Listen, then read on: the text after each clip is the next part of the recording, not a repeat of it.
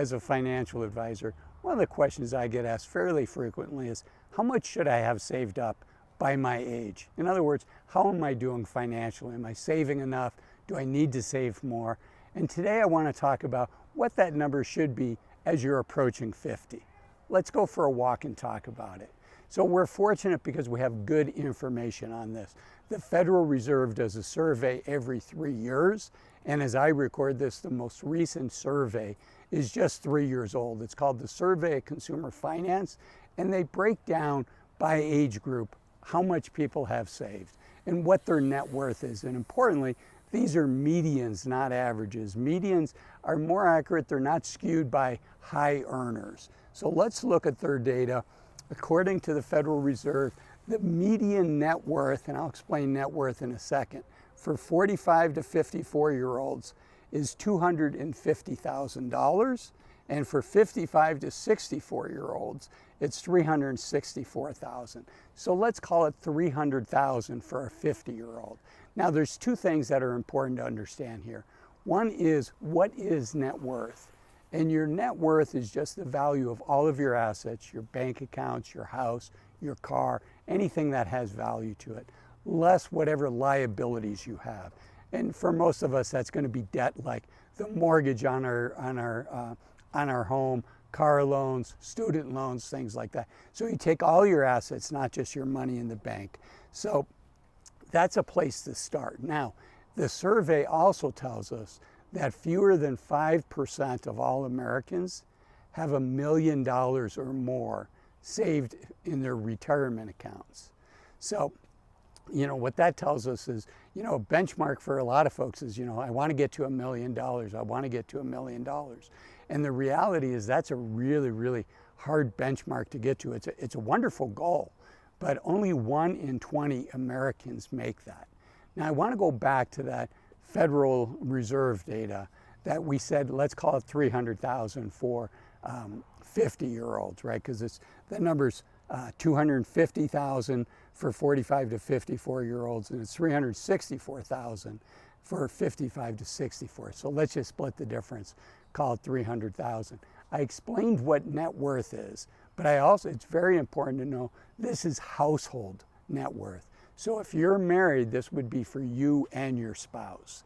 If you're single, this data would just count you as a single person in that household. So it's household net worth. For some people, that's going to be for them individually. For other people, it's going to be as a couple.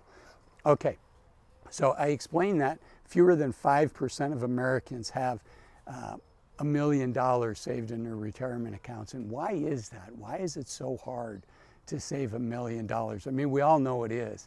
But if you look at the math, let's say you're a really good saver and you're able to save $10,000 a year, and you get 7% a year. You have that money invested.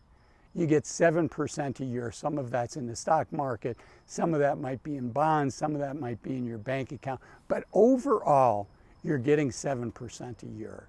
Believe it or not, it takes 32 years to go from the first dollar that you saved your first year when you saved $10,000 to when you finally get $1 million.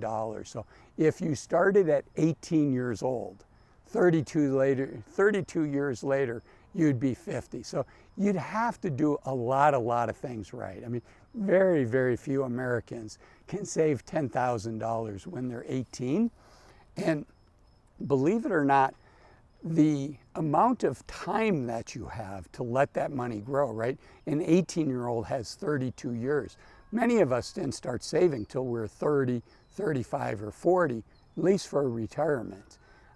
And so we don't have that much time to have let that money build up. The good news is if you did start saving 10, 15, 20 years ago, now you have that base. So if you're looking at these numbers and saying, hey, Azul, I'm far from what these numbers are, well, know that time is your best friend. As long as you're beating inflation over time, it's not enough to just save, right? If that 18-year-old had just put that money in the bank, it would take a heck of a lot more than 32 years for him to get to that $1 million. So it's not enough to save. We also have to invest. and then we need to let it grow. My grandfather was a farmer, and you know, Mother Nature did some of the heavy lifting for him. It's a tough job, but you know, Mother Nature in time did some of the heavy lifting. And it's the same thing with our savings. We need to give ourselves time. Now, I want to share with you another study, and this was done by Fidelity, which many of us have heard of. They're a large custodian where many of us have our 401ks, maybe our IRAs or our taxable accounts. And Fidelity wrote a paper asking the same question: how much money should you have saved by age?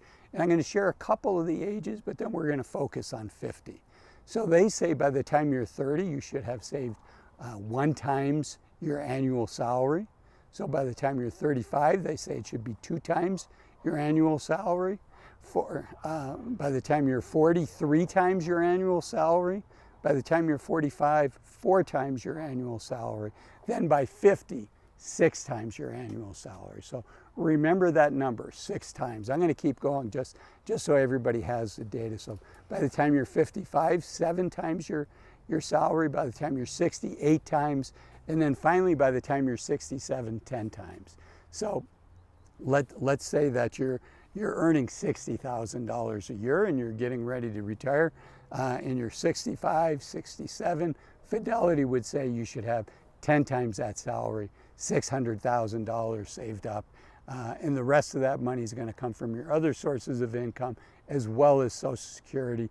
And I believe they estimate folks can take out at 67 4 to 5% a year from those accounts. This isn't financial advice. Nothing that I'm sharing here is. But that's where they're getting those numbers from. And that passes my sniff test. It's in the ballpark. I think a lot of people will look at that and say, I've got some, I need to catch up, right? And that's very common. If you're in that category, know that probably well over half of the people in the United States feel that way as well. So you have good company. Okay, now another survey, it's got a weird name, but it has some really good surveys on it. The name of the website is Don't Quit Your Day Job, and the website goes by the initials, the acronym for it, dqydj.com. And they give us some information on the median salary for people. And I'll go through this for you with all the age groups. So if you're younger or older, you have information here. At 25, the median salary in the United States is $40,000. At 35, it goes to $53,000. At 45, it goes to $55,000. At 50, it goes to $58,000. 55, it goes to $62,000. And at 65, it goes to $60,000. So let's take that $58,000 and let's use Fidelity's number of, by the time we're 50, we should have 6 times our starting salary. So when we're 50, and if we're making 60, that's 6 times 60,000, which is $360,000. So that's what the Fidelity, that's combining a bunch of resources, and that compares pretty favorably to what the Federal Reserve says. Now remember, the Federal Reserve, though, is not for an individual, that's for a household, and it's also your net worth, so it includes the value of your home if you own your home. So you can see why fewer than 5% of Americans have more than $1 million in their retirement savings. Frankly, it's really hard to do that, right? Again, even if you save $10,000 a year, which if you're making $50,000 a year, which is the median annual salary for, what would 50,000 be, like 30 years old. So if you're making $60,000, let's say you're paying $10,000 in taxes, that's $50,000 take-home pay. $10,000 a year is 20% of that. So if you're doing that, you're doing very, very well, I think. So answering my question, how much should you have saved for retirement? You know, candidly, I don't think there is a should. It depends on what your goals are and what your situation is. I'll summarize saying, you know, if you've got, at 50 years old, if you've got close to $500,000 saved up, I think you're doing well. And if you've got more than $1 million saved up, you're doing great, and you should feel really good about where you are. And if you want more information to help you think through retirement, I made a video here with the average retiree income. I'll see you in that video. Bye-bye.